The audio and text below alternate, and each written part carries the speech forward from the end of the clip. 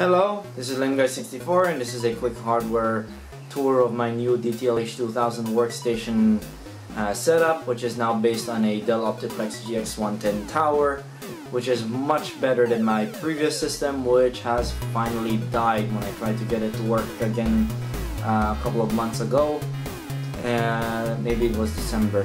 As in, the board literally doesn't work anymore. It doesn't light up the power LED anymore. It doesn't beep. It doesn't display any video. So that board is pretty much done for. Well, it's a cheapy slot 1 board anyway. The reason why it took me so long to make this video is because this computer underwent many hardware changes. The last video I made of this system was in December of last year, where the system had was still running on an onboard Intel 810 and had a 5¼ inch floppy. And I wanted to make a tour video of this system or setup when it's in mostly final configuration, because well, it would be annoying to make a new hardware tour video whenever I do a bunch of hardware changes to the system. And well, the system is mostly in its final configuration. I'm still thinking of doing a few more upgrades, but they're not very significant anyway. So yeah, let's get to the hardware specs, shall we? On the front of the system, we have a Sony 1.44 meg 3.5 inch floppy drive, which came with pretty much every Dell Optiplex system of this model. A Hitachi Light-On CD rewritable drive, which works really well actually. And as you can see, it's a bit newish because it's white rather than beige. And down here we have a Zip 100 drive in a matching 5¼ inch drive bay adapter.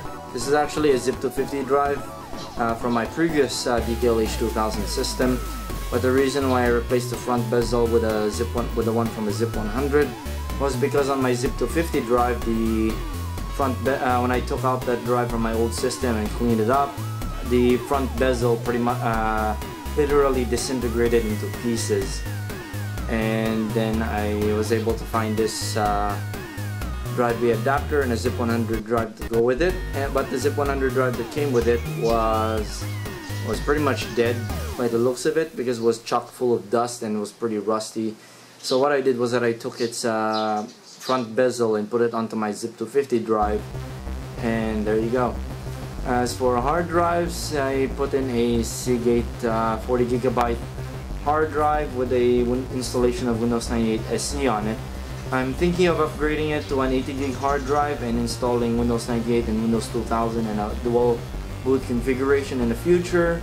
But at the moment I don't have the time to do that, especially when I'm busy working on Project Scarlet and I need the DTL-H2000 ready at all times in case I might need it in the future as I work on the engine. So no time for reformat at the moment. Over here we have my 4-inch sharp color TV, which I'm using as a display for the DTL-H2000.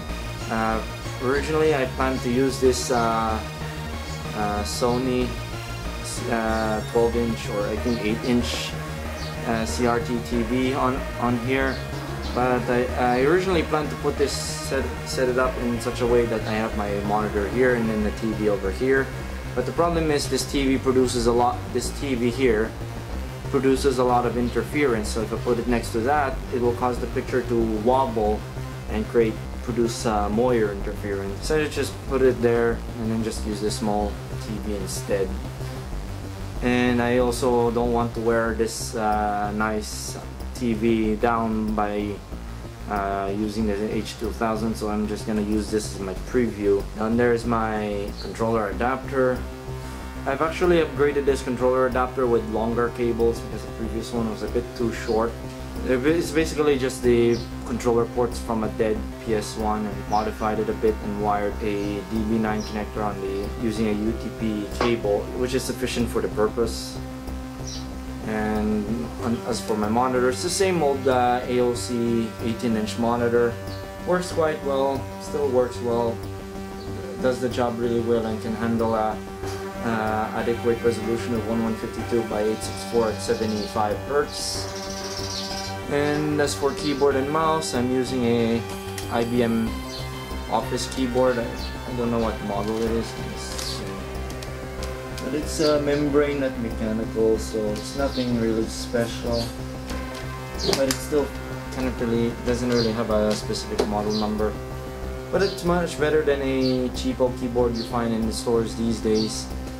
As for mouse, I'm using a standard Genius laser mouse, which is the reason because the laser mouse is still superior than ball mouse, and I don't have any ball mouse lying around anyway. There's a PlayStation themed mouse pad, which I got a long time ago in a Cold Blast 2013 competition. Speakers are Sonic Gear cheapies, but these are not exactly cheapies because these ones actually sound pretty good for what they are. So I guess that's pretty much it for the front, and let's get to the back, shall we? So here's the back of the computer, and the first thing you notice is that this one has 10 times more I/O than the latest MacBook Pro. And other than the ports that already came with the computer's motherboard, I've thrown in an AverMedia M160 capture device.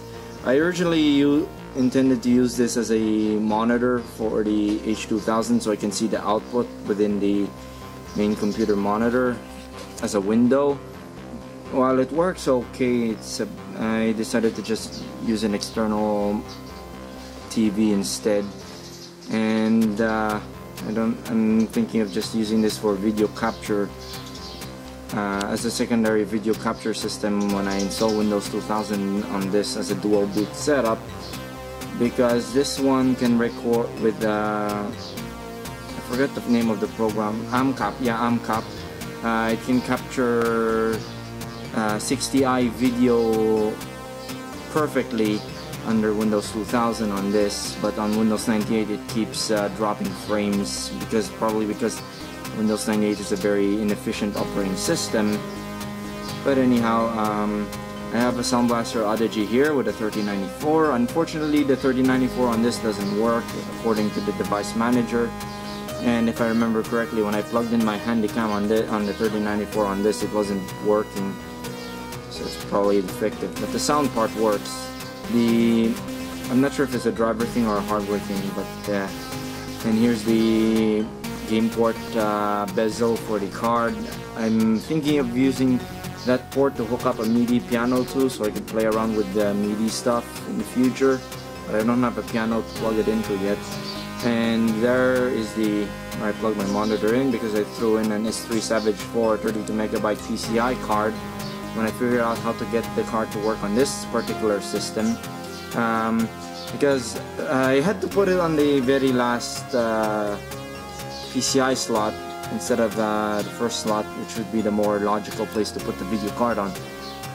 The reason is that if I put the card here, it will work, but there's a problem relating to the drivers where, well, it will work, but for some reason during window draw the whole system crashes, or when doing OpenGL gaming the whole system crashes as well.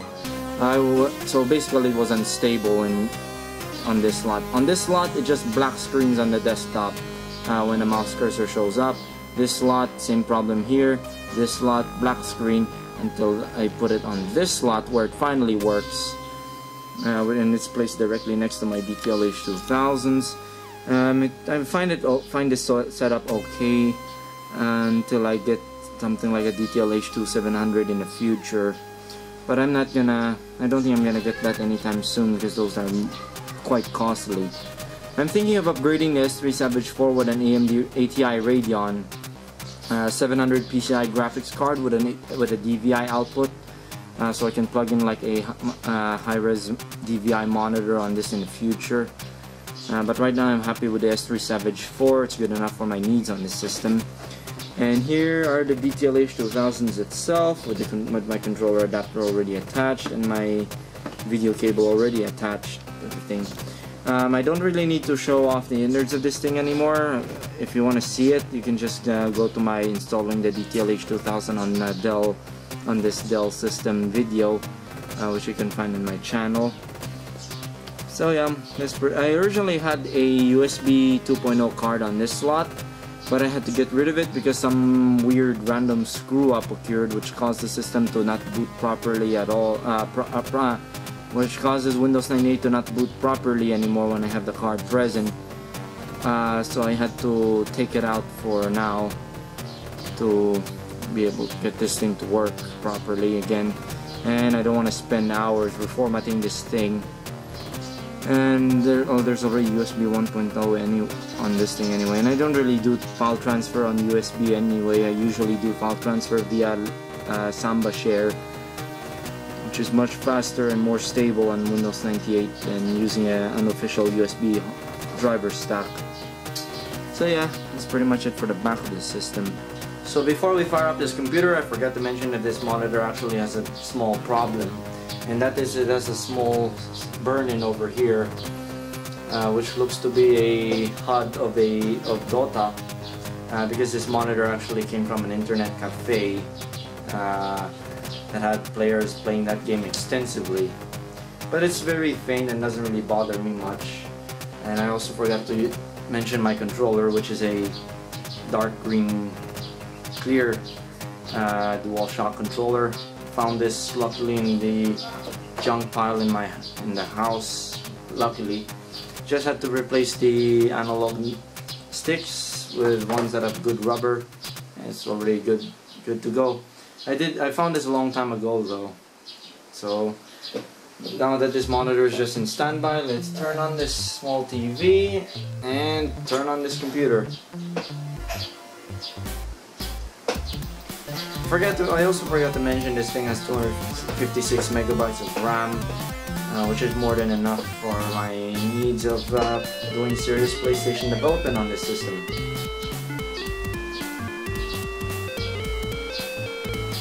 Windows 98. I'm thinking of like I said in the previous class, I'm thinking of installing both 98 and 2000 on this, because I also wanted to use this as a secondary video recording system and a DAW for my music and audio productions. But Audacity performs like garbage and it's weird, strangely buggy on Windows 98, so I have to use 2000 for those things. And now the system is ready with full window acceleration thanks to the S3 Savage 4, unlike the Potato Graphics Intel Late 10.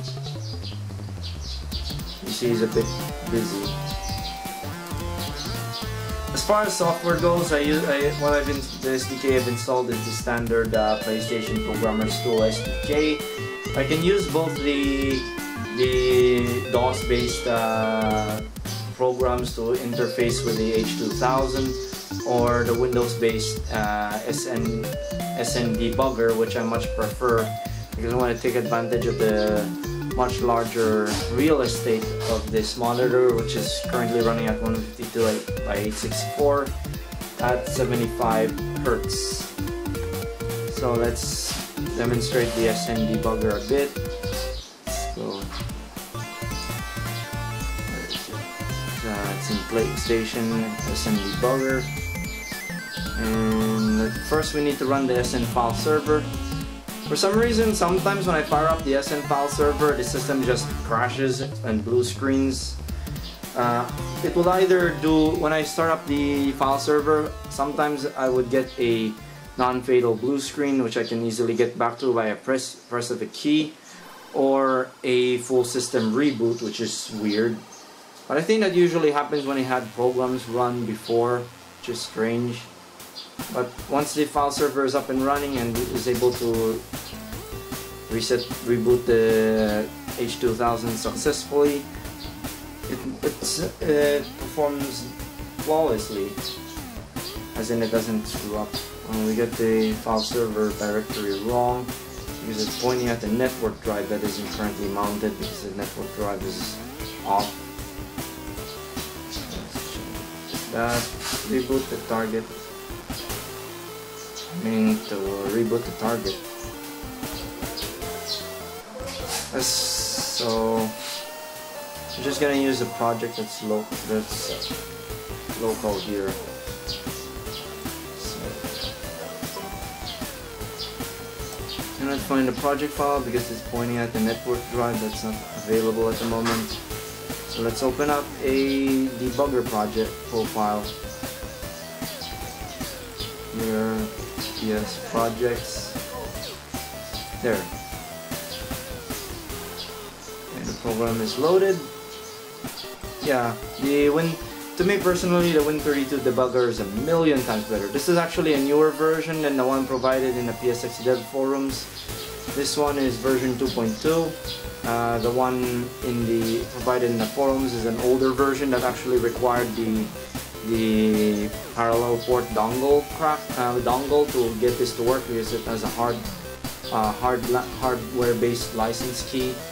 There's actually an official patch for it to get rid of that check, presumably because the people who are using this back in the day found the dongle annoying to work with, so they made a crack to get rid of the dongle check. And then this newer version doesn't need the crack anymore because the dongle check has been completely removed. So let's execute this program and see what happens. Oh. Output showing a corrupt quad. I don't know why. It's probably because I don't have the texture file loaded. But well, the program works. I think this is pointing to the packet buffers. I'm not sure. Doesn't look like it. So yeah, this is the SN132 debugger. I'm gonna make a separate video showcasing this thing in greater detail and a tutorial on how to set it up. I much prefer this because of obviously the much bigger and more flexible interface, especially with the high-res screen real estate. Whereas using the DOS-based tools, you're always limited by an 80 by 50 command prompt window. So let's close this down, and now close the file server. As for the IDE, I use Dev C++. This is interestingly, this version of the IDE is fairly new. It's April 27, 2015, version 5.11.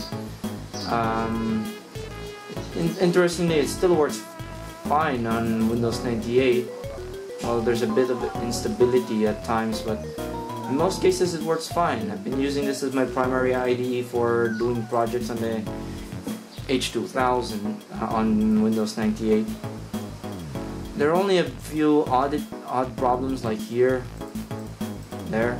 The gray fill here isn't working, but other than that it works fine. Those weird instability issues I've had with this before only happen rarely or occasionally. So yeah, I guess that's pretty much it for the DTL-H2000 workstation. I also have a bunch of games thrown in here because this thing is also also both a an old school Windows 98 gaming PC and a development workstation. And there's AMCAP, which I use to display what's shown on the capture card. So yeah, I hope you enjoyed this video, and like, comment, share, and subscribe if you want. And as always, thanks for watching. LameGuy64 is signing out, and have a good day. I should also mention that my DTL-H2000 had developed a problem, unfortunately, but it's a sound-related issue. Everything else works fine. As you can see, the sound output is very faint. I already have the volume cranked up all the way, only to be able to hear the sound effects on this sample program. And it also sounds very crunchy. It doesn't sound very clear like it's supposed to. I don't know what's the cause of the problem. I don't know what's the problem with the board, but I don't want to risk damaging my H2000. So I think it might have something to do with my previous TV, which was a JVC, and then it fed something nasty into the audio jacks when I had the TV on, but the H2000 is off, and it somewhat fried something in the board, in the sound portion of the board. But well, I cannot really do anything with this for now until I get more info from my friend as to how to fix this, as he hasn't experienced this issue. But well, that's very unfortunate. But at least the most important thing about the H2000, the debugging capabilities still work fine.